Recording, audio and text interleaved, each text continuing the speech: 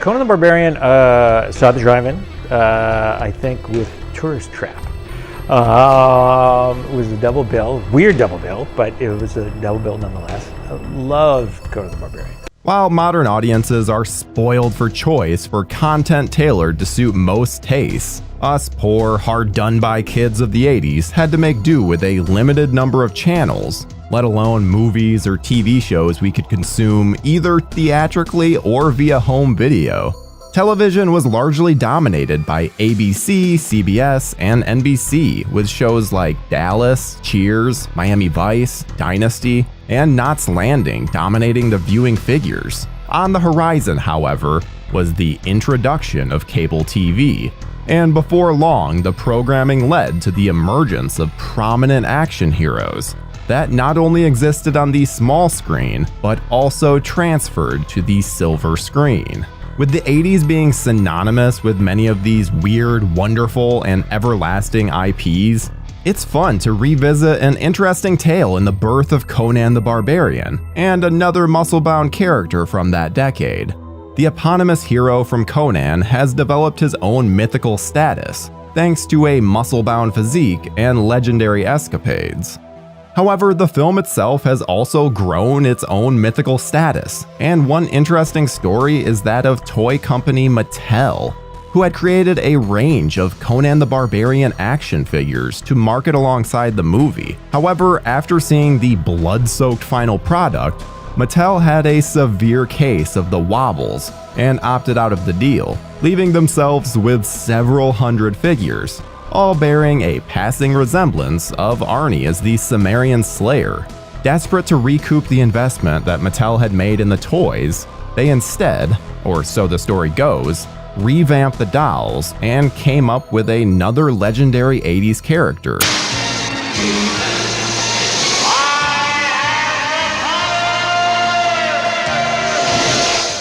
He-Man. This led to CPI, that's Conan Properties International, suing the toy manufacturer. However, Mattel went on to win the case for several reasons, but partly because CPI's head of licensing knew about Mattel's range of He-Man figures before signing the agreement with them. He-Man, the most powerful man in the universe.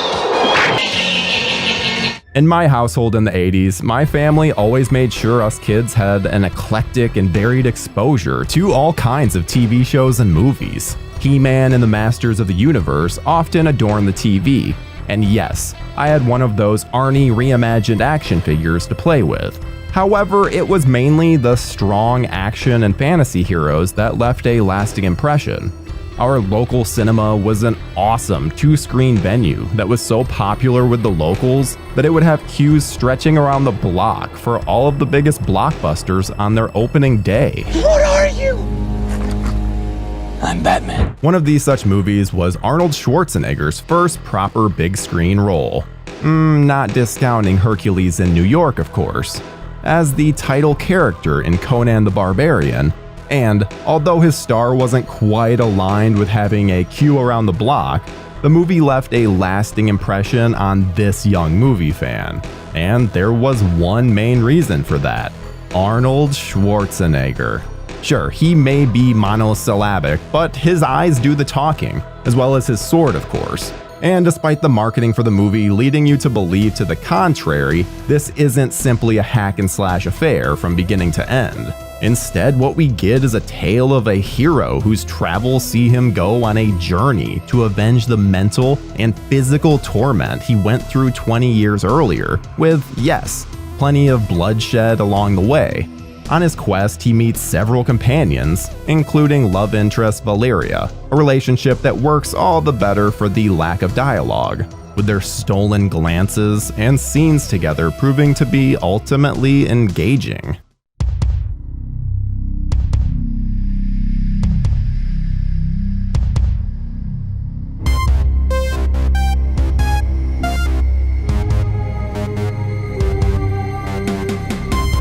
I love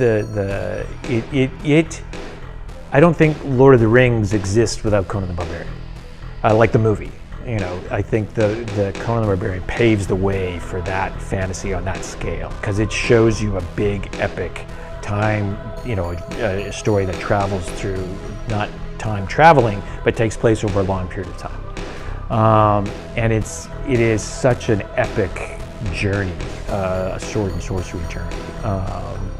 It probably owes a lot more to Lawrence of Arabia and even the Last Valley and all the the James Clavell sort of world that Milius brought into Conan and with Oliver Stone's script and everything, and they all felt very much like it's a great.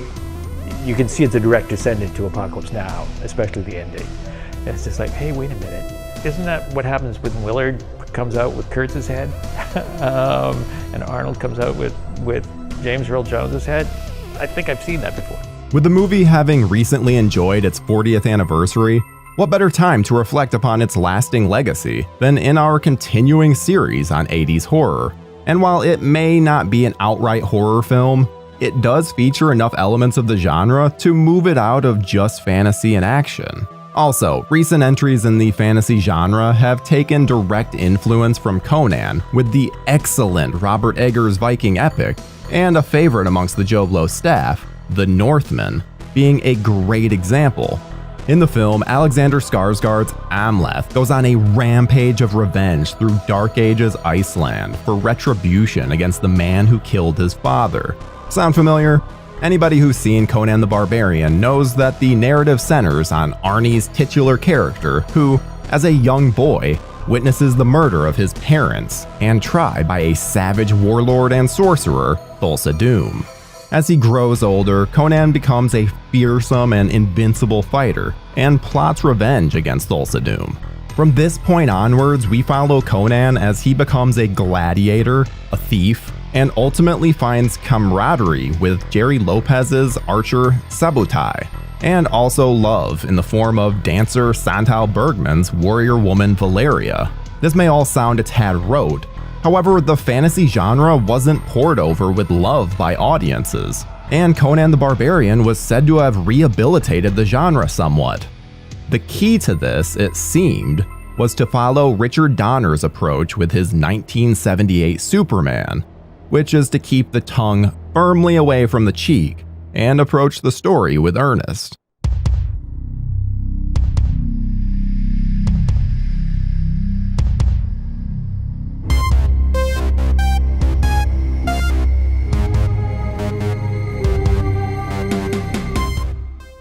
Before he directed Conan, John Milius had already flexed his action muscles with movies such as 1973's Dillinger, but it was also events from his personal life that drove his desire to embrace action cinema. He had attempted to sign up for the Marine Corps in the late 1960s in order to volunteer for the Vietnam War, but was rejected due to a chronic and sometimes disabling case of mild asthma. This absolutely devastated Milius, later saying about the rejection that, "I'd given anything to be a Marine. As a surfer, I'd spent a lot of time hanging out with the Marines off Pendleton, and I'd had every intention of joining up. I was devastated. I felt like I'd been rejected as a human being." He also describes an urge to prove himself in battle, and that all young men, since the days of cavemen, long to do, whether or not it makes sense, or is in fact a sane thing to do. He also considered becoming an artist before a trip to Hawaii on vacation in 1962 led him to fall in love with cinema during a trip to a local picture house showing a week of Akira Kurosawa films. Subsequently, Milius poured all of these underlying notions of masculinity and the importance of martial prowess into making Conan the Barbarian. He didn't just see the movie as another run-of-the-mill Saturday matinee B-movie, but rather a more serious meditation on life, death, and the power of mythical storytelling. It was serious stuff for the director, but not so serious to not have Arnie punching out a camel. Before he became a worldwide action star, Arnold Schwarzenegger was most prominently known in the world of bodybuilding alone.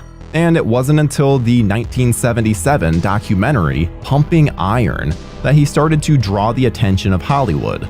Conan producers Edward R. Pressman and Edward Summer saw the potential of Arnie in the film and believed his amazing physique and chiseled features would be perfect for Robert E. Howard's Cimmerian Slayer and part-time camel boxer. However, there was one drawback to the seemingly perfect action star that they had discovered: his less than poor English skills. You took my father's sword! Ha! Initially, the script relied on Conan having substantial scenes with dialogue. And although director Milius coached Arnie through these scenes, he was forced to ruthlessly cut his lines down to the bare minimum. Fortunately, however, this proved to be a masterstroke, as although the Austrian oak stumbles through a few emotional scenes slightly, his physical performance more than makes up for a lack of dialogue. The movie cemented Arnie as an action hero, and this breakout role led to arguably his most iconic role ever in James Cameron's 1984 classic, The Terminator, plus, everything else since.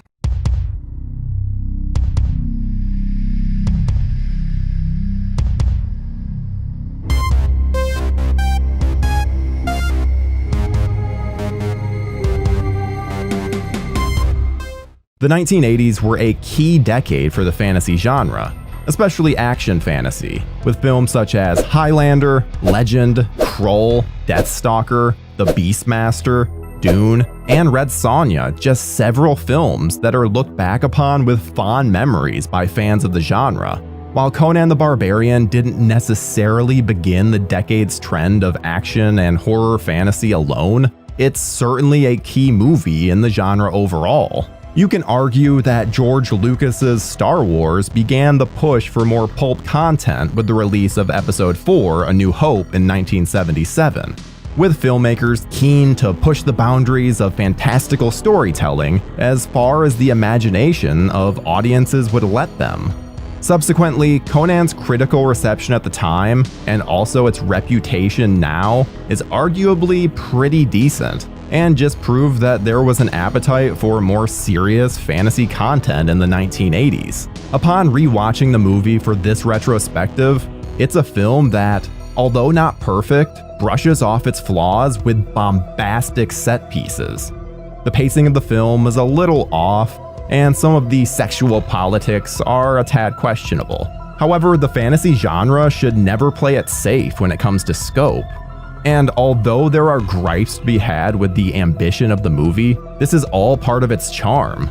The scene towards the end where the murdered Valeria's spirit returns to save his life may be looked upon as cheesy. Do you want to live forever? But it works just fine in context with what we just watched for the last couple of hours. Her return and subsequent actions led to Conan eventually defeating the nefarious Doom, but not before he's forced to question just what his journey has become. He has sacrificed everything to get to the point of killing his enemy, but if he does so, will there be anything left for him afterwards? This all leads back to what makes the film so memorable. Its many moments of unparalleled action and all of the elements that make up the overall appeal. A freshly discovered megastar with a physique perfect for the role, bloody emotional battle scenes, an awesome Valkyrie, a classic villain, an excellent score, and most important of all, a hero's legendary journey. If I'm ever in the position where I need to convince someone to watch Conan for the first time, such as a sibling whose fantasy film collection doesn't go beyond a soiree into Middle-earth, or a journey to that ever-expanding galaxy far, far away, then I remind them of the aforementioned qualities of Milius's Conan. Also, the movie goes way beyond the macho elements it quite clearly has on the surface. For all of Arnie's brawn in the film, which is impressively on display at all times, the film has a depth that may surprise newcomers to the world of the Cimmerian Slayer in the form of the Riddle of Steel. The riddle of steel. Yes. You know what it is, don't you, boy? This brings Conan's culture to life and is the basis for the motivation that lies deep within him.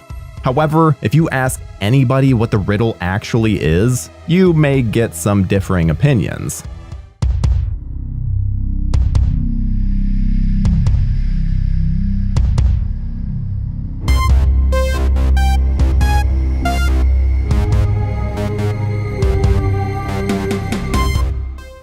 You know, just the James Earl Jones character, the villain is, so many of these movies, they live and die by how good their villain is.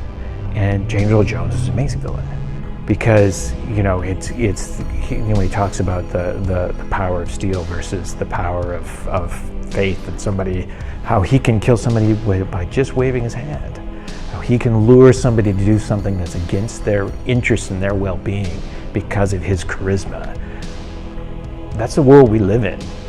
Right now, that is unbelievably real, and you know, Conan's a great. It just shows us that facet has been around forever as an idea of these charismatic madmen who lead people to their doom and destruction, and you just need somebody like Conan to take care of them. So, our time looking back on the masculinity of 80s fantasy, and in particular Conan the Barbarian, is almost at an end.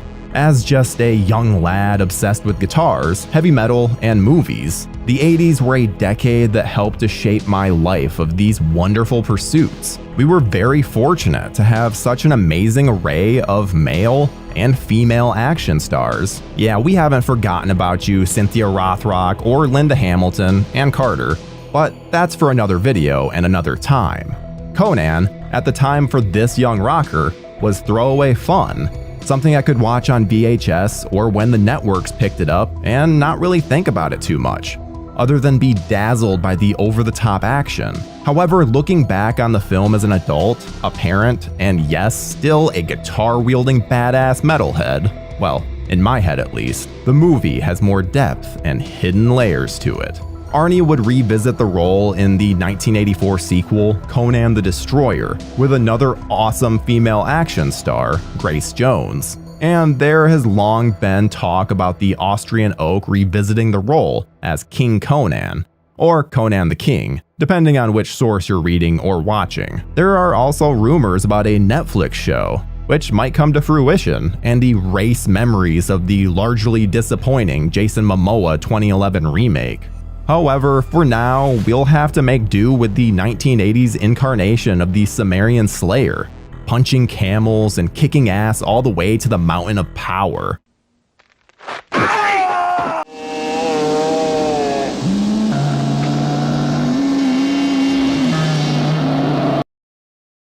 Well, we told you that John Carpenter was a pretty big deal, and here he is again in 1982 with arguably the greatest remake of all time.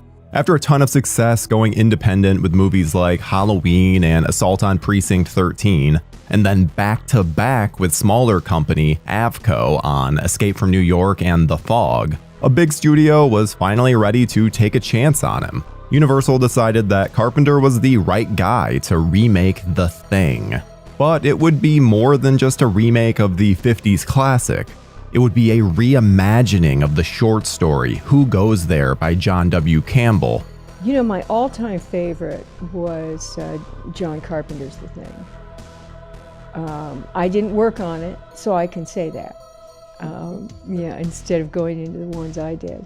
John Carpenter wasn't the first choice, but 40 years later, it's clear that he was the right one. I went to the theater, sat there blown away by it. Absolutely blown away. Like, I couldn't take my eyes off of the screen. I probably saw it 8 times in the first week. One of those films that encapsulates paranoia so beautifully. John Carpenter's The Thing, to me, is the ultimate horror movie because it's body horror and it's identity horror. It's the questioning of what is the self and who are you really, and can you trust that anybody who represents themselves to you is being truthful? Released on June 25th, 1982, The Thing seems like it would have been a slam dunk. It made more than its budget, is known as one of the best horror movies ever made, and got things like a prequel, board game, and a video game to its name. while now, over 40 years later, it's considered a masterpiece of tension and paranoia with some of the best practical effects ever put to film. In the summer of 1982, it was absolutely crushed. Critics hated it, and moviegoers were much more enamored with a different extraterrestrial who came to visit Elliot and his family in the summer of '82. And with all due respect to Steven Spielberg and his creations, we are much more in love with the shape-shifting creature that wants to take over your home rather than phone home. Clearly, the soft fuzzy one won out in the end, but I would argue if you mention The Thing to anybody to this day, it immediately resonates. You mention E.T., people go, oh yeah, E.T. The Thing isn't one of those movies I was able to watch uncut for the first time all the way through. It was a film that I caught bits and pieces of on UPN or USA. That's channel 28 for me. And it was a favorite well before I rented it from Video Unlimited around the corner. It was also a movie that was special to everyone in my house.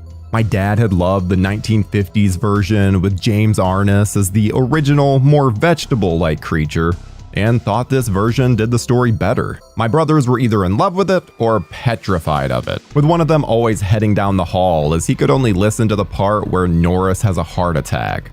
As I saw it on TV first, I also had no idea I was watching a TV cut with new scenes and a narrator thrown in. McCready, a top helicopter pilot, worked for Hughes Aircraft as a test pilot until he got into a confrontation with top management and resigned to take this assignment. TV cuts were something that would happen often with Carpenter movies.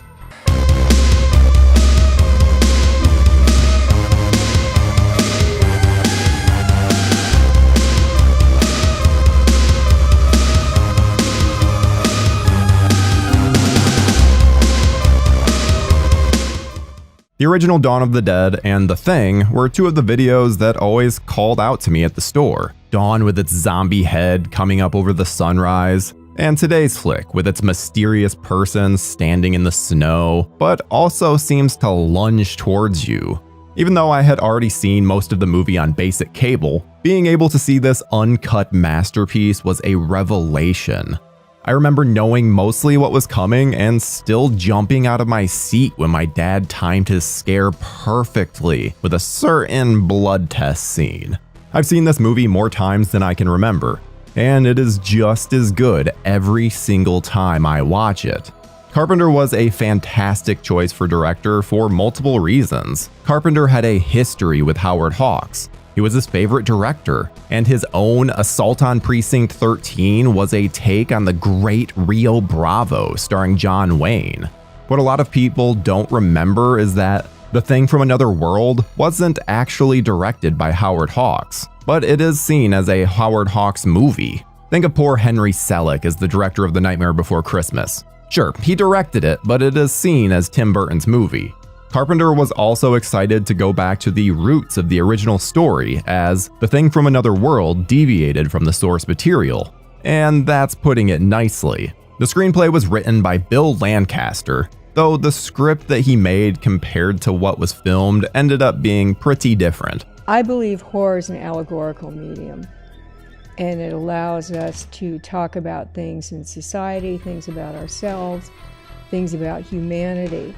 And The Thing does that really well. The Bill Lancaster script is premium stuff. Lancaster would only have one other big title to his name, and that's the 1976 classic Bad News Bears, about a misfit group of little leaguers led by a surly manager in Walter Matthau. He passed away at 50, but his legacy from this movie alone will live on as the flick gets passed on to newer generations. While many of the behind-the-camera crew was different than the normal Carpenter bunch like Lancaster, the cinematography was shot by his longtime collaborator and Oscar nominee, Dean Cundey. From the opening shot of the dog being chased to the final scene of the survivors deciding what to do, the movie has some of the best shots in all of horror. While Cundey was helping behind the lens, Alan Howarth, the regular number 2 in the music department, was nowhere to be found. Instead, Carpenter enlisted the help of Italian cinema giant Ennio Morricone. His score here adds so much to the tension, dread, and isolation of the movie that it truly becomes its own character. While it was completely done by Morricone, it also slides nicely in with the music that Carpenter would be known for throughout his career. The cast is filled with character actors and former stars. Kurt Russell, who ends up being the reluctant lead of the movie, was actually the last man to be cast. He was involved in the casting decisions to help his close friend and director out, but had no intention of appearing in the film. Pilot R.J. MacReady was originally supposed to be played by a range of actors, including Tom Atkins, Sam Shepard, Nick Nolte, Jeff Bridges, and even Christopher Walken. Much of the rest of the cast was a floating rotation of choices too. Ernie Hudson, Carl Weathers, Bernie Casey, and the Duke of New York himself, Isaac Hayes, were almost picked for Childs before Keith David was eventually selected. This collaboration led to David being the only choice to play his role later in the decade in They Live.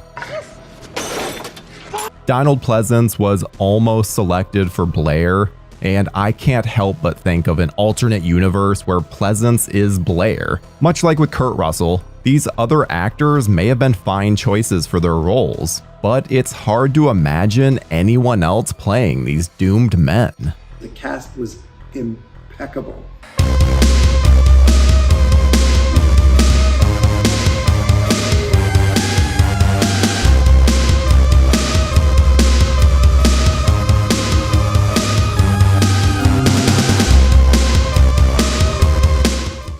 With the 12 men of U.S. Outpost Number 31 cast and ready to go, filming took place in late August of '81 and ended 12 weeks later. Most of it was shot in Juneau, Alaska, Stewart, British Columbia, and sets on the Universal lot. The original budget was supposed to be set at $10 million, with an additional $200,000 for creature effects.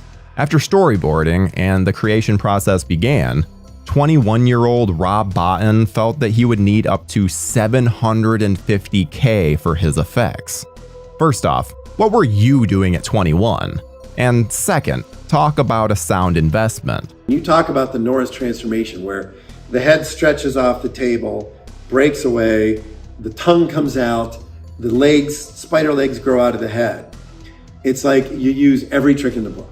Every trick in the book. Reverse photography, if you look at the desk, where the head comes off, there's a track in the desk where they were puppeteering through the track in the desk. The floor was elevated. When the tongue comes out, it was shot in reverse and the tongue was pulled back.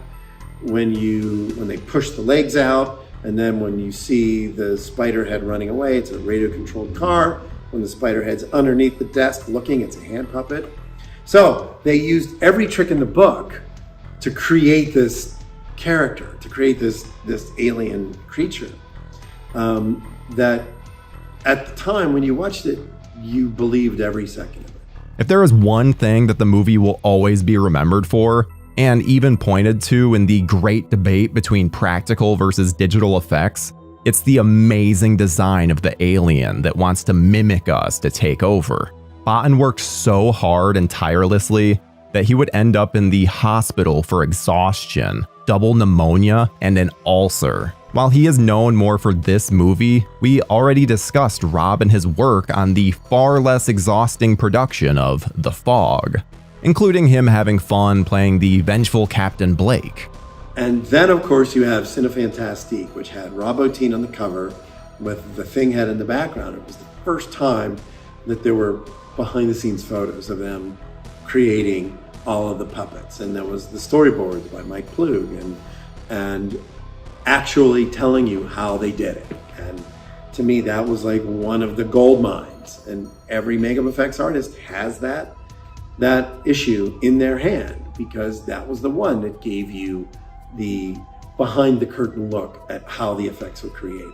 The story follows Outpost Number 31 in Antarctica being turned upside down when they find out that a Norwegian camp had unleashed an alien creature thousands of years after it crashed on Earth.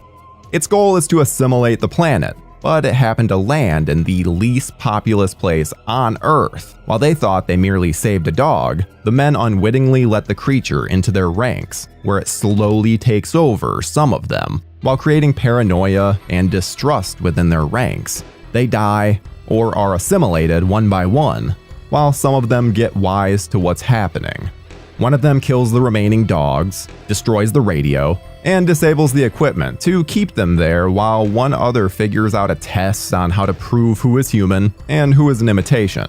It finishes with an explosive ending and a few key questions. The effects are amazing.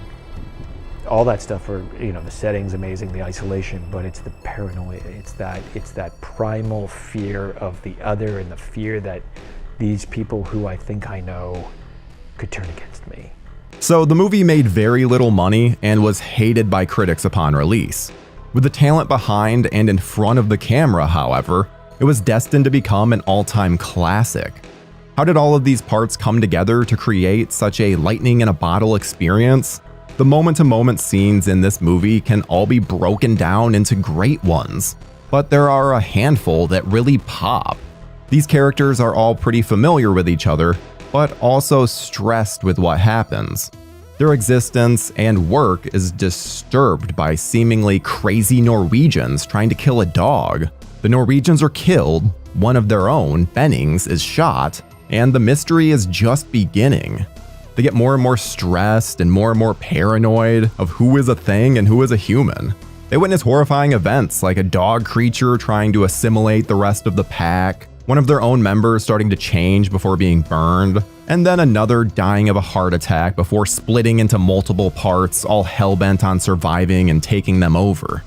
For me, I can still watch it, still get tense, because again, it's not about the kills and the amount of blood, it's about the suspense and about the truth inside the story. The fear and distrust that these men feel is palpable in every scene. But there is one specific scene that transcends the rest. I've watched this movie with multiple people at different times in my life, and every time the blood test comes up, I find myself watching them more than the movie. See, the surviving men, led by Kurt Russell's MacReady, have figured out that even one cell of blood from one of the imitations can be alive and will defend itself. They are testing dead bodies, one killed by MacReady himself, and another that was killed by the chaos of the previous scene. MacReady knows in his heart that the test will work and even performs it on himself. As he goes down the line of both deceased and living subjects, you start to wonder if it will actually work. An argument breaks out that only raises the tension before the dish of blood explodes, and someone you may not have expected starts to change. Every time I've watched this scene with someone, they jump nearly out of their chair when the blood reacts. The men start screaming and chaos ensues yet again, with little break from the previous scene.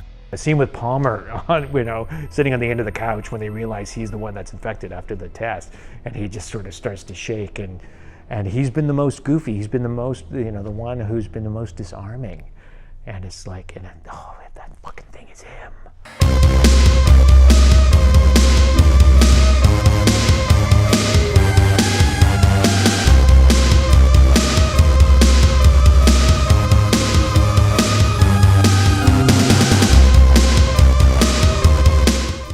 While that scene is undoubtedly the most remembered and inspiring, Robert Rodriguez took it for his testing scene in The Faculty. The movie is stitched together with incredible moments that all seem to piggyback onto each other until the climax, when it comes down to the final four men, and they decide that the world being spared of the aliens' takeover is more important than their own lives. The whole station has to go. Blair, who has become the main vessel for the shapeshifter, kills at least one of the remaining men before MacReady is able to blow it up, seemingly ending the threat. He ends up with Childs, who looks to be the last survivor, but neither man trusts the other as they wait for their deaths. Carpenter wanted to keep the ending bleak and in the dark, but has had different opinions depending on what interview you see.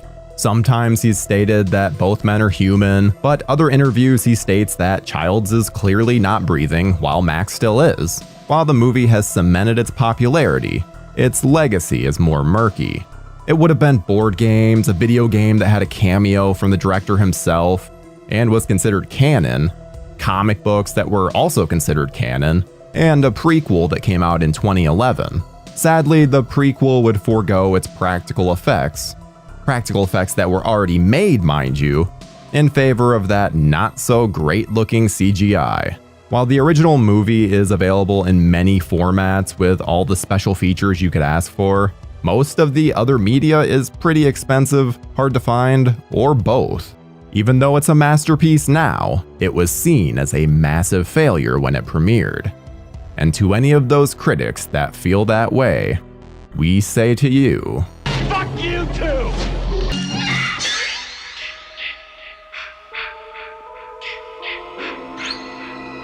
Imagine, if you can, a glorious time as the 1980s. When the VHS boom was so huge, even a kid growing up in a small mid-Ohio town, population 6,000, could have access to video rentals at nearly a dozen different locations over the course of their childhood. And only one of those was outside the city limits. When you're walking down the video store aisle and you're looking at titles and you realize there's someone next to you, you're like, what do you think? Or they say, you seen this? Suddenly you find a compatriot in the horror movie journey in those video aisles. The nearest Blockbuster was 45 minutes away, but that wasn't a problem, with so many other places to choose from. Pretty much all of your video needs were covered, and not just by dedicated video stores. Sure, those were the places for Maniac Cop, the Texas Chainsaw Massacre, Dawn of the Dead, and Puppet Master.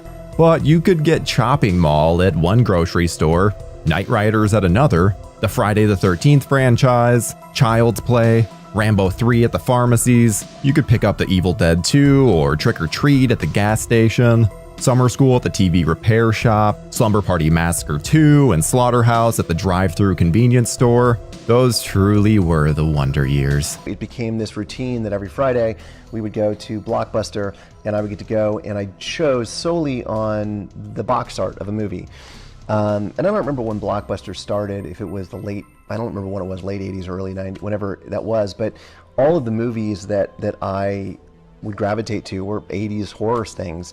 I mean, when you would see the box of Critters or Ghoulies of these things coming out of a toilet, I was like, I want that. Occasionally, while on your 80s renting spree, you would come across a movie that had an odd tendency to poke things at the camera. That's because these films were initially released in 3D. And while they weren't 3D on home video, it was kind of charming to see them pointing things at you like this was supposed to blow your mind. 3D has basically been around as long as movie cameras have. A patent for a 3D film process had even been filed before the start of the 20th century. A 3D movie would be made here and there as decades went on, but the Hollywood studios weren't really interested in cashing in on this gimmick. That changed when the 1950s rolled around and they realized that they had started competing with television. How could they get people to go out to see their movies instead of staying home and watching the tube? The answer must be to get the images to jump off the screen and right into the viewer's face, right? This thinking gave us the golden era of 3D. The days when movies like House of Wax, Dial M for Murder, Creature from the Black Lagoon, and many others reached theaters in 3 dimensions. But that golden era sputtered out in just 3 years. And 3D once again became an oddity. One of the reasons why the 50s 3D boom came to a quick end was because that style of 3D required 2 film prints to be projected simultaneously. This was a real headache for projectionists. To see the 3D effect, audience members had to wear glasses with colorfully tinted lenses, usually a red filter over one eye and a blue filter over the other. This caused its share of literal headaches for moviegoers. In 1970, a new process called stereo vision was invented. This version of 3D only required 1 film print, and is basically the same kind of 3D that can be seen in theaters all over the world today. The viewers still need to wear glasses to see the 3D effect, but at least you don't have to look at the world through a Mario Bava tint. Still, there wasn't much call for 3D in the 70s. I mean, outside of softcore sex comedies and Andy Warhol movies. Then in 1980, a pair of Xerox salesmen decided to get into filmmaking by producing a Western. And they decided that they could draw in viewers by making the film in 3D, a gimmick they figured the modern youth wouldn't be familiar with. Their film, called Comin' At Ya, reached theaters in July of 1981, and was successful enough that it caught the attention of Hollywood and kicked off a 3D resurgence. The first genre filmmaker to cash in on the 3D revival was Charles Band. Which is no surprise, because Band was always on the lookout for the latest entertainment trends. He was one of the pioneers of the video age, having started his own video distribution company in 1978. By the end of the 80s, he would create the genre film company Full Moon, the same company he's still running today. But Full Moon wasn't even a twinkle in Band's eye yet when he decided to make a 3D movie called Parasite. No, not that one. And brought in Stereovision creator Chris Condon to supervise production. The 3D effects may have been stunning, but the script Band had to work with was a real clunker. Parasite drags through its story, feeling much longer than 84 minutes. It's a good thing Band had things pushing out of the screen at the viewer. That's pretty much the only way to get people to stay awake for the entire duration. Set in the dystopian future of the early 1990s, Parasite follows a scientist who teams up with a lemon grower to destroy the monstrous parasite he created. Blood and slime flows from the screen. A snake strikes, people are tossed directly into the camera during fights, and a toothy parasite lunges out at you. There are a few reasons to watch Parasite beyond the chance to see things getting pushed at the camera. Sherry Curry of The Runaways plays a punk of the apocalypse. Vivian Blaine of Guys and Dolls makes one of her last screen appearances. Demi Moore makes one of her earliest screen appearances as our lemon-growing heroine. Today, she'll tell you this is the worst movie she was ever in. What's the worst movie you've ever been in? It's Parasite in 3D. And the nasty little parasite was created by multiple Oscar-winning effects artist Stan Winston. So Parasite is worth checking out of curiosity, but don't expect to have much fun with it.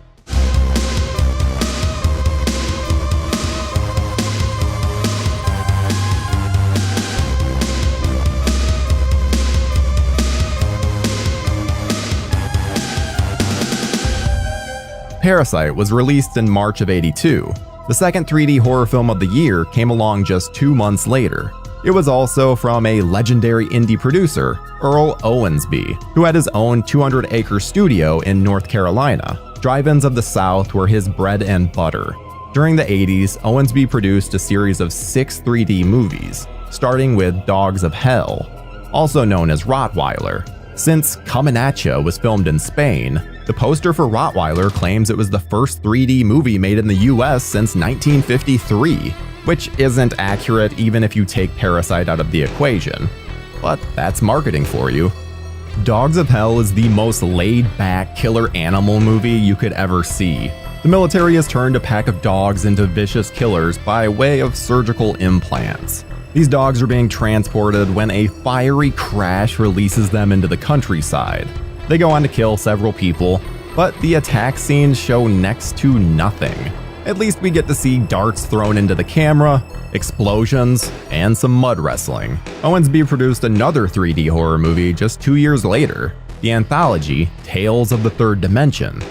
Hosted by a skeleton and 3 vulture stooges, it has a bit more going on, packing vampires, grave robbers, and Christmas at Grandma's into 90 minutes.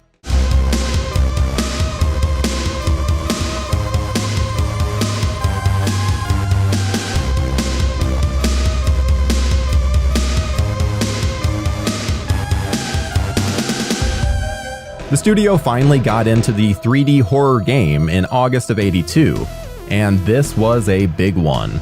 The one with the most enduring popularity of any of these releases, Friday the 13th Part 3, which is also the one you're most likely to be able to catch a 3D revival screening of.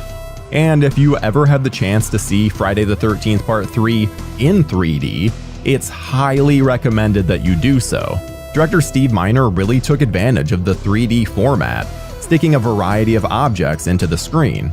A yo-yo, juggled fruit, a lit joint, a couple of eyeballs. That's fun, but even better is the added depth the 3D brings to every single moment. It makes the film an immersive experience. You're at the isolated cabin with ill-fated vacationers, with iconic slasher Jason Voorhees wearing a hockey mask for the first time in the franchise, lurking around, waiting to strike, and when he does strike, the murder weapons emerge from the screen. Shooting the film in 3D made things a lot more difficult. For example, the scene where a character gets impaled with a fireplace poker took 36 takes just to get right for the 3D camera, but it was worth it.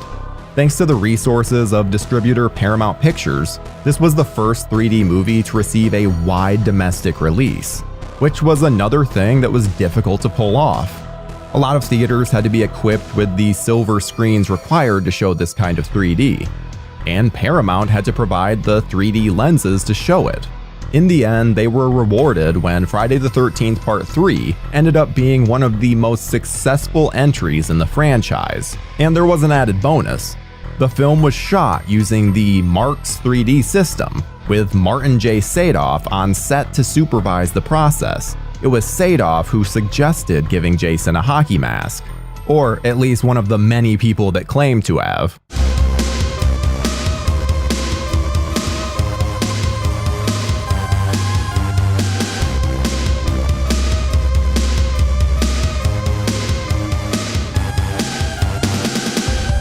The year after Friday the 13th Part 3, Universal and Orion Pictures released their own Part 3 horror sequels in 3D. Jaws 3D reached theaters in July, with Amityville 3D following in November. Jaws 3D does have a great cast, with Dennis Quaid, Lou Gossett Jr., Simon McCorkindale, Bess Armstrong, Leah Thompson. It has a cool setup too. A massive shark swims into a lagoon at a SeaWorld park, 40 feet beneath the surface of the water, and even eat at a restaurant down there. The shark tries to batter its way into those tunnels to munch on the park visitors. A terrifying concept. But Jaws 3D also spends most of its runtime focusing on uninteresting people doing uninteresting things. And the special effects are atrocious. The movie doesn't make a secret of this. One of the first things we see is the shark chomping a fish. The fish's head floats into camera, and it looks terrible. There are a lot more bad effects where that came from, so you might enjoy laughing at these ridiculous things. Most people don't want to go diving with sharks though, but to see a fake shark emerge from a screen, now that's entertainment.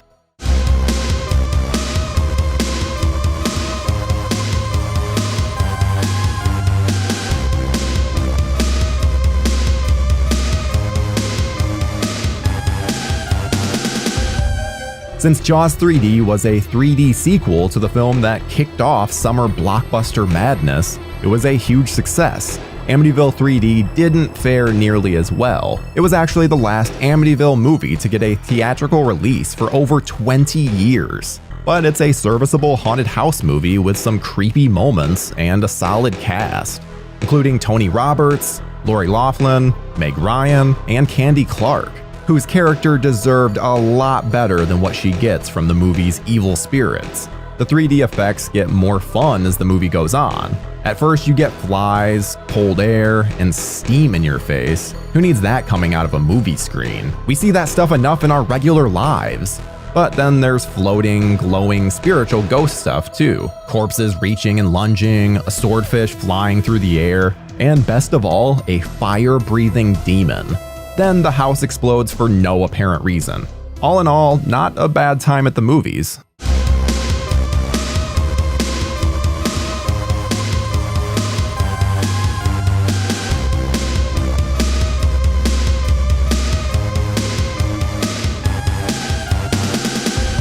The run of 3D horror movies wrapped up in 1984 with the release of Tales of the Third Dimension, and a real straggler of a movie, Silent Madness, which missed the slasher boom at the start of the decade and was coming in at the end of the 3D resurgence.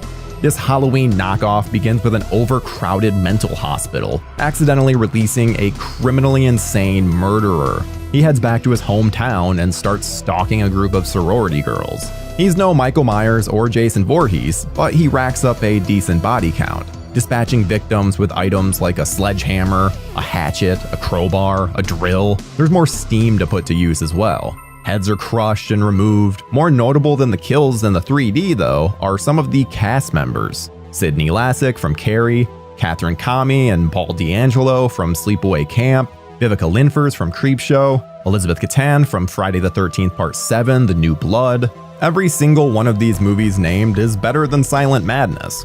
But if you're a slasher fan, it's worth a watch.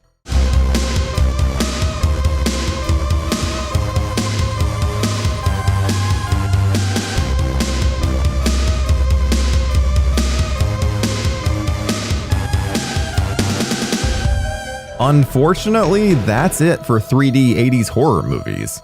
Several other 3D movies were made during this brief resurgence, but they were of other genres. Sci-fi movies, adventure films, even some comedies. Then 3D just lost its appeal with audiences, and the studios moved on.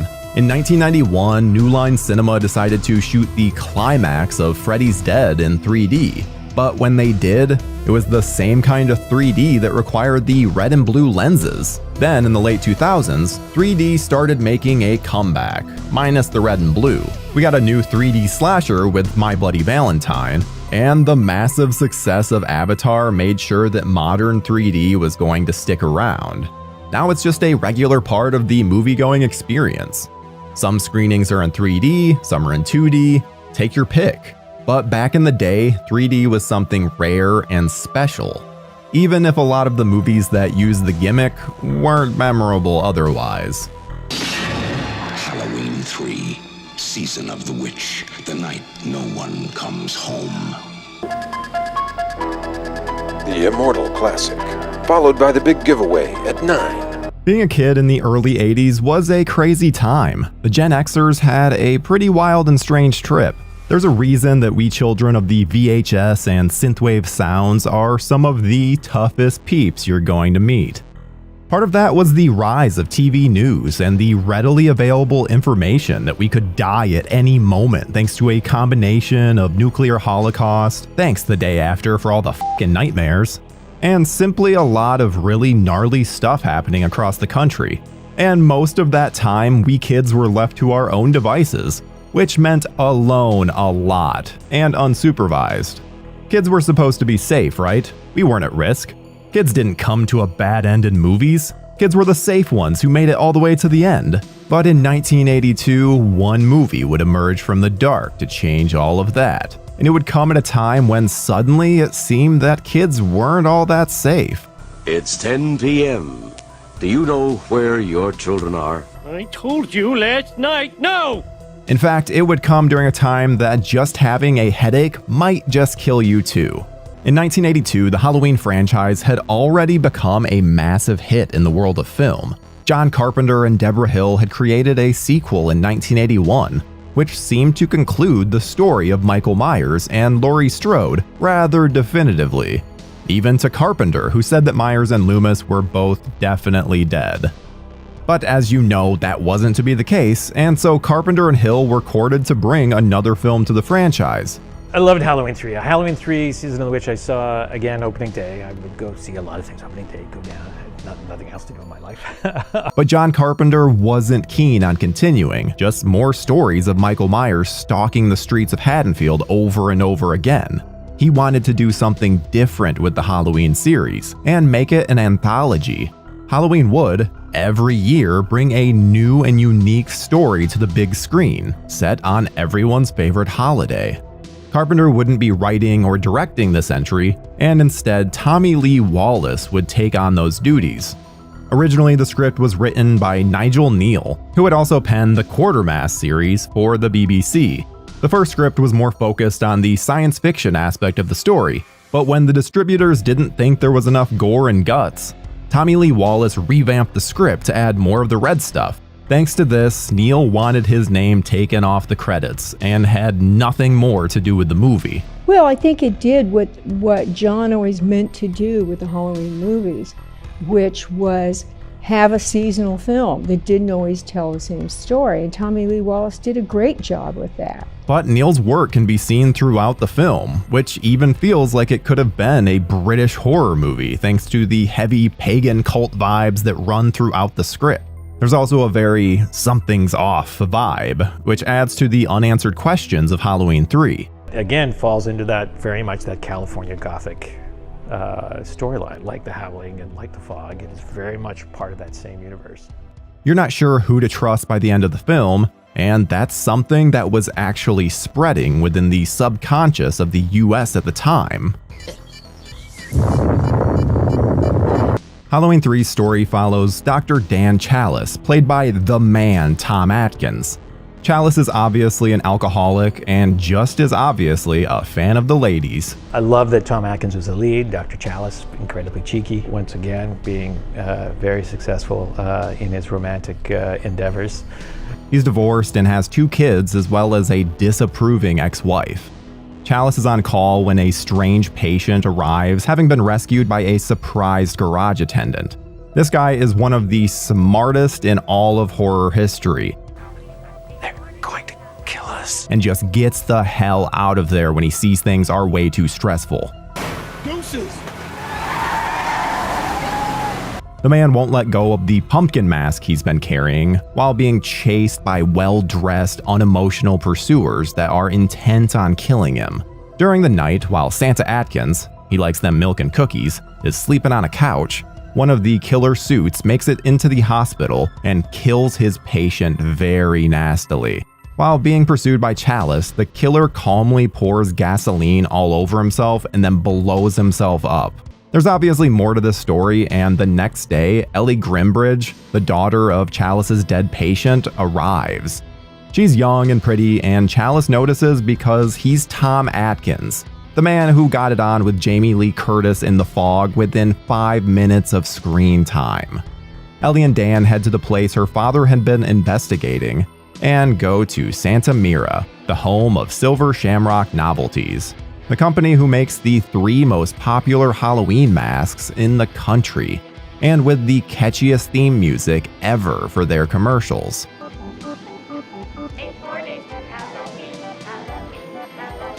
The big broadcast is coming on Halloween, and the commercials urge all of the kids to watch while wearing their masks. In Santa Mira, Ellie and Dan discover that the entire town is owned and heavily monitored by Conal Cochran, the owner of Silver Shamrock. At the hotel, Ellie and Dan get it on next door to the very unlucky Marge Gutman, played by Garn Stevens, who was Atkins' wife at the time, and who gets her face melted off while Tom Atkins gets lucky. Because he's Tom Atkins and you aren't. The good news is your dates are here. As the film progresses, Dan and Ellie make a discovery, which is that Cochran has created a murderous android army of suit-clad murder bots. And the Silver Shamrock masks all have small pieces of Stonehenge hidden in the logos on the back of the masks themselves, which will turn the heads of the children, or whoever are wearing them, into bugs and snakes, and just disgusting things which will then kill anyone around them. We see this happens to a bumpkin of a family and the gory death of little Buddy. Yep, we get to see the horrific death of, granted, an annoying kid on screen, as does his parents, who end up falling prey to little Buddy's head critters. It's got killer robots. It's got worms and things coming out of your mask that's melting. It kills annoying kids. It's fantastic. Who doesn't love that movie? Yes, this is most likely going to be the rampant murder of a lot of children, and Cochran is very pleased with this, gleeful even. Cochran believes in the old ways, and he's not happy that Halloween has been turned into a commercial holiday for kids. This is his way of taking it back. I'm taking it back, you watch. His plan is to sacrifice all the children in celebration of Samhain, as he's actually a witch, or a warlock depending on your point of view. Chalice gets free from his bonds and manages to kill everyone in the factory, including Cochran, by using multiple Silver Shamrock medallions onto the work floor and turning on the commercial. After a surprise attack by the now robot Ellie, Chalice tries desperately to call all of the TV stations in the area to turn off the commercial. Remember, he's got kids who will be wearing those masks and watching this too. In perhaps one of the most shocking twists to come out of a Halloween film, other than no Michael Myers, which, give me a moment, we'll come back to this, Chalice doesn't succeed. In a nod to Invasion of the Body Snatchers, there's a few in this film, Chalice is unable to stop the third and final station from showing the commercial, and the last shot is of him screaming into the phone.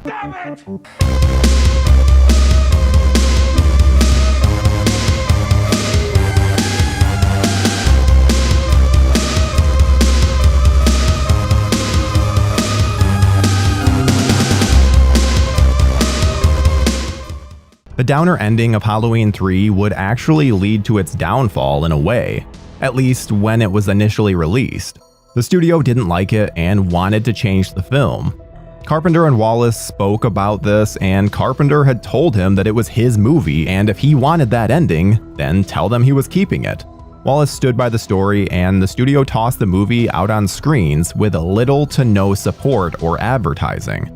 This also most likely fed the rampant anger by Halloween fans when they went to the film expecting Michael Myers and instead getting an entirely new story. People expect something, they get pissed off. It's like, I call it the fascism of the fandom. Halloween 3 has over the years become a cult classic, with some fans actually loving it more than the Michael Myers story. It's unique in a lot of ways and is a product of the time that it was released in. As a kid growing up during that time, it fed into a lot of the real-life horrors that we were seeing on the 5 o'clock news. 1982 would see a rise in child abductions. Just a year before Halloween 3's release, the case of Adam Walsh would be flashed across the news headlines. Adam was an innocent young kid who was just 7 years old and would be taken while on a shopping trip to a local mall. A massive search was started for him and would sadly end with the revelation that he was murdered. John Walsh, his father, would go on to become a major force in crime and fugitive hunting, thanks to America's Most Wanted. This was the same time that missing children would begin appearing on milk cartons all over the country. It would soon become clear to us, the children of the 80s, that kids weren't necessarily safe, and the fear of our own faces showing up on a milk carton during a school lunch somewhere was bashed into our heads. Even the things that you would buy at the corner drugstore could kill you without warning. Much like the nefarious plan of Silver Shamrock, a plot was hatched in 1982 during the months of September and October. In the Chicago area, a rash of poisonings would take the lives of a number of people after someone had poisoned bottles of Tylenol. The panic that ensued would change how medications were packaged, but would also send the country into a tailspin. I distinctly remember when this was happening due to the fact that I lived in the state that it happened in. There was no rhyme or reason for it, and literally anyone could become a victim. Again, even a kid. I mean, who hadn't taken Tylenol? That year, just as Halloween 3 was hitting screens, there were children being told that they couldn't go trick-or-treating due to the fact that someone might even try to poison the Halloween candy. Something that had been an urban legend for years was suddenly, possibly very real. Halloween's plotline of someone using the holiday as a way to kill a lot of random people with something hidden inside a completely harmless object was even more unnerving. What's even scarier is the person responsible for this was never arrested or found.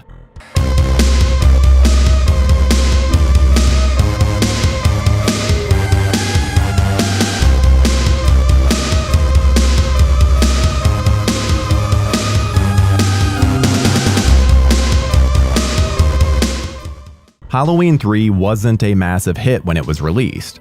As I said, fans of the original two films were expecting Michael Myers, who wasn't in the movie.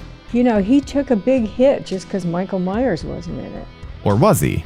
Actually, kids, there was a surprising amount of Michael Myers in Halloween 3 if you know where to look. Dick Warlock, the most badass name I think I've ever heard in my entire life, played Michael Myers in Halloween 2, and was one of the killer robots in this film. Also, during Chalice's trip to his local bar, we see an ad for the original Halloween playing as a classic creature feature in a bit of meta before meta was a thing. But as I was revisiting Halloween 3, I discovered Mikey being all sorts of sneaky in yet another part of the film, which happens within the first few minutes. That helpful and smart garage attendant is watching TV when the Silver Shamrock ad comes on, showing all of the masks that the company offers. And right before the ad disappears, for only a brief moment, there's the bobbing head of Michael Myers, apparently cementing the fact that the Myers mask is made by Silver Shamrock. There's always been a fan theory that Michael's indestructible nature comes from the fact that he's actually a Silver Shamrock murder bot. And after seeing this, I have to wonder if it's true or not. It sure would explain a heck of a lot, wouldn't it? Speaking of the masks, Don Post, the classic effects artist and mask maker, designed the masks for the film, which his studio produced for sale. The images are still iconic to this day, with fans buying action figures, dolls, and yes, masks. Not sure I'd wear them around TVs though. They are perfect effigies for Halloween, with the skull and witch having already made available in the Post library, with some changes.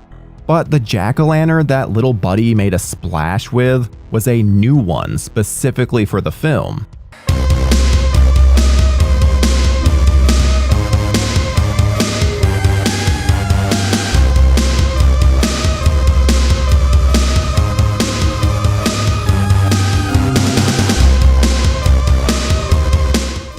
So let's talk about our hero and villain, Tom motherfucking Atkins. I know that's not your middle name. I mean, I use that term only because everyone knows that if you say an unkind word about Halloween 3, Tom Atkins boinks your mom while stealing all your beer. Atkins is the imperfect hero in this film. We've already covered the fact that Dr. Chalice is an alcoholic who also is obviously a ladies' man. But he's trying to do something meaningful when he sees this threat. And even though he's in over his head, and probably a little hungover, he gives it his all. Atkins really embraced the horror genre and loves playing the hero in these movies. Yeah. It's rare when you find horror heroes who manage to hit with the fans as hard as Atkins, especially the ladies. I mean, just ask Darcy the Mail Girl. I always wanted him to be in a movie with Bruce Campbell where they were father and son, but the world may just never be ready for that kind of glory. It's Miller time. Dan O'Harely, who played the cold as ice Connell Cochran, would have a renaissance within the 80s. He had a massive career already, but we kids would know him from 3 major roles. The old man would head up OCP and befriend Alex Murphy, aka RoboCop. And then there's of course Grig, the best goddamn wingman ever in The Last Starfighter. Cochran is probably one of my top villains in horror, and this was thanks to that chilling, classy, and sinister performance by the very Irish actor speaking poetically about the reason he was carrying out his plan. But it was a great Halloween story that wasn't a Michael Myers story, but it was a great story about Halloween, like rooted in the you know the mythology of Halloween. The villain's agenda is a great agenda. You know, and he's not doing it for global domination. He's not doing it to be rich. He's doing it to remind people that there are bigger things out there and to say boo in a great, scary way. Happy Halloween. O'Harely was fantastic and helped elevate the movie and bring gravitas to what is an over-the-top plot. The film holds up on its own as a great, scary Halloween film. Poltergeist. They're here. Amblin Entertainment was a big part of the 80s with their family-friendly, coming-of-age films that were just the right balance of sweet and exciting. Films like E.T. the Extraterrestrial, Back to the Future, and The Goonies. While these were definitely family-friendly, with some angles of coming-of-age, these were definitely not horror. In the early 1980s, Amblin was starting to make its name as a production company. Back in the day, they were lesser known, or rather not known yet. They were a hopeful company producing films that were high quality with great writing and directing. Their first film, Continental Divide, was released in 1981, and they had 2 films coming in 1982, Poltergeist and E.T. On June 4th, 1982, they released Poltergeist, a family-centric horror film, one that would define many horror fans, and a bit of the horror genre. Both films are still beloved, having the advantage of being gateway horror and science fiction films respectively, for children watching with their parents. Poltergeist is a great Spielbergian family drama that has unbelievable sort of heart to it, right? It's a really interesting structure because there's like 40 minutes of setup as the family becomes more and more sort of seduced into what's going on in the house. And at first it's really fun and you know, putting the little the football helmet on the little girl as she scoots across the floor, and you know, all that stuff is so endearing. And then it turns when Carol Ann gets sucked into the house. Poltergeist is a film that seems to have always been there as a kid, like Freddy Krueger, E.T., or Indiana Jones. I wasn't allowed to watch Poltergeist right away, but I caught bits and pieces at other people's houses until I finally saw the whole of it just a few years later, and it scared me quite a bit. Like with many other scary movies of the time, I had to sneak this one to be able to see the whole thing. And like Ghostbusters, which I happened to see in kindergarten, it stayed with me and spooked me a lot. And yeah, I'd seen some of the scenes earlier on television and had an interest in the spooky goodness already. I honestly can't remember whose house I saw it at, but there's a chance that it was the same friend who showed me Ghostbusters, recorded off of one of those fancy, expensive cable channels that her parents had. Adding to the excitement of seeing these films this way was the rule breaking that happened whenever I watched a forbidden movie. We didn't have cable, we had a secondhand Betamax from the driving school my father worked at. One of those things with a wired remote control that you had to have the television on channel 3 to get it to work. In my opinion, there's no other video recorder on the market that can touch the Sony Betamax. Sony. In terms of the film's quality, it took a very long time for me to see it beyond the scares. The directing here is on point, and by Tobe Hooper, not Steven Spielberg, as many seem to think. Hooper wasn't exactly known for playing it safe at the time. He was mostly known for the Texas Chainsaw Massacre. Pre-Poltergeist, he'd also directed Eaten Alive, the Salem's Lot miniseries, and The Funhouse. The man made horror, and he did it well. His films were beyond what one would consider family-friendly or family horror. But the Saw is family. Hooper was working with a script by Steven Spielberg, Michael Gray, and Mark Victor. Of course, the big name here at this point is Steven Spielberg, who had Close Encounters of the Third Kind behind him as a writer, which he had also directed. In his directing credits before 1982, he also had Duel, Jaws, 1941, Raiders of the Lost Ark, and a few others. His resume spoke loud, and it led to some folks thinking that he also directed Poltergeist, something that some people still believe to this day. Of course, he was involved with stories from filming that talk about how he got in the pool with actress JoBeth Williams to make her more comfortable shooting with all of the electric wires and sound equipment. This may not make a whole lot of sense for a writer to do, but it does make some sense for a producer to do to ensure that a scene can get done in a timely manner. According to an interview with Zelda Rubinstein, Spielberg did do some directing, but officially this is Hooper's film in terms of that, which the cast is generally agreed upon, with interviews done for the 30th anniversary release of the film. The original Poltergeist, the Tobe Hooper, Steven Spielberg collaboration, whatever that really was, I don't know if we'll know, although I will say Life Force is an amazing movie.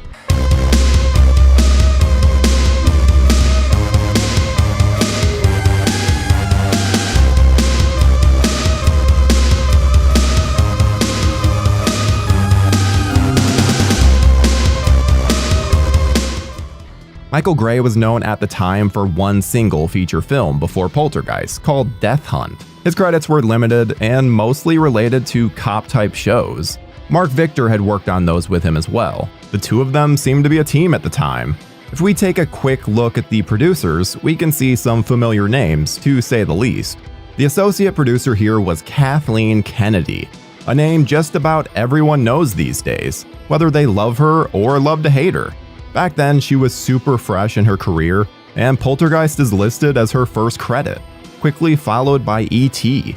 These days, she's more known for involvement with the Star Wars films and series, as well as the new Indiana Jones. Something that stands out in Poltergeist are the special effects. Back in the day, things were mostly done in practical effects with very little computer graphics, for obvious reasons. The teams behind the special effects here were overseen by Spielberg, who had already had a good history with working with effects.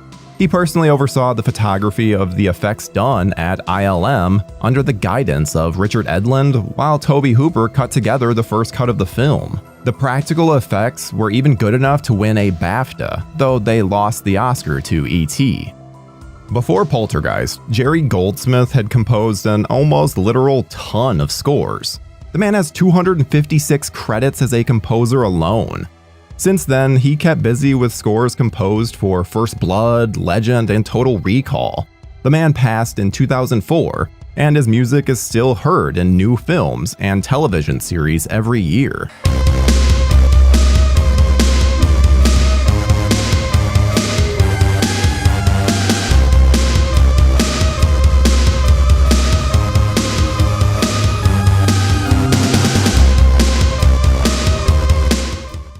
Now let's look at the cast.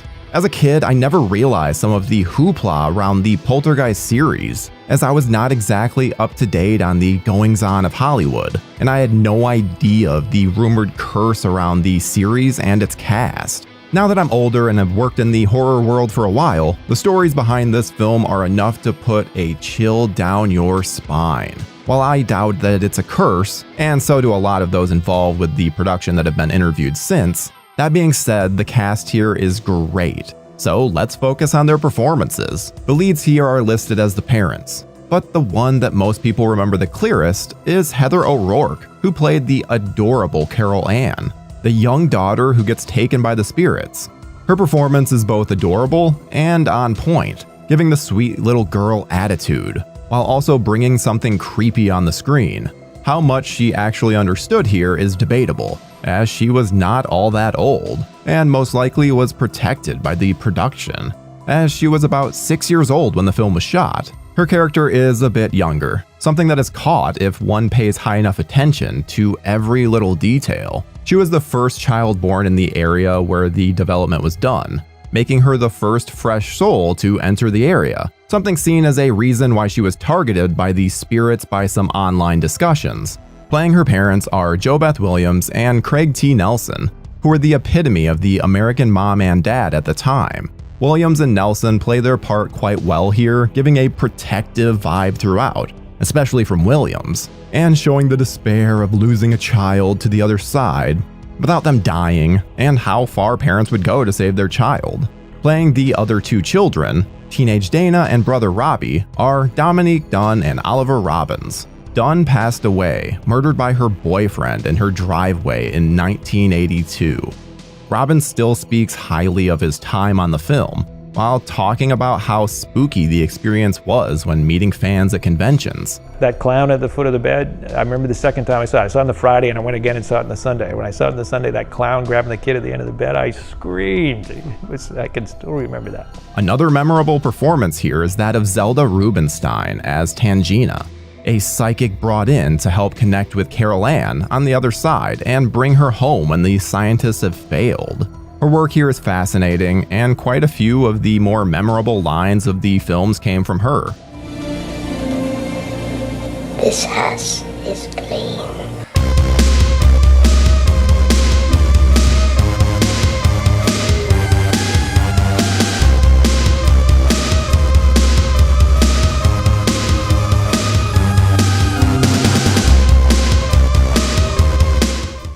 Two of the biggest films being made that summer and expected to be a hit at the box office both had Steven Spielberg's involvement. It's a movie that I can return to way more than I can return to E.T., which came out around the same time and has very similar things, very similar sort of family dynamics, similar sort of thing. But Poltergeist, I find I can I can watch that more. E.T. there's a sweetness to it that doesn't hold as I've aged. Whereas I think Poltergeist still has a cynicism that I can relate to. Both were released within 6 months of each other. While E.T. was definitely the bigger hit of the two, Poltergeist did well for itself. The budget for Poltergeist was at $10.7 million to E.T.'s $10.5. In terms of box office, Poltergeist made $121 million. So not too shabby. This led to 2 sequels, Poltergeist 2: The Other Side and Poltergeist 3. Unfortunately, there's diminishing returns with every entry, and watching all 3 of these in one evening makes that very clear. The first film is most definitely the strongest of the 3, and it not only led to the other films, but it also started Amblin horror, as we discussed earlier. From here, Amblin became something that fans have really loved. Films that are still family-friendly while delivering some scares. Following the success of Poltergeist, Amblin produced Gremlins, which was released in 1984. Written by Chris Columbus, who has written and directed plenty of kid-friendly films, and directed by Joe Dante, a master of horror in his own right with titles such as Piranha and The Howling. Gremlins pulled in a box office of $212 million on a budget of $11 million. It led to a sequel that was a flop, costing $8.5 million more than it made at the box office. From there, Amblin horror went to The Goonies, which, while more of an adventure family movie, had plenty of kid-friendly scares and was a huge hit. These films started a trend that continued into the 90s with Arachnophobia and Jurassic Park. Of course, in the kid realm, they also had Casper in 1995. And in 2006, Monster House. Poltergeist started something here. Something that is both fun and spooky. Something that allows kids to enjoy scares in their films in a way that can be shared by their parents to bring them into the fold of horror fans. Of course, not all kids are ready for these types of movies, but they do seem like the perfect place to start a kid on their horror journey.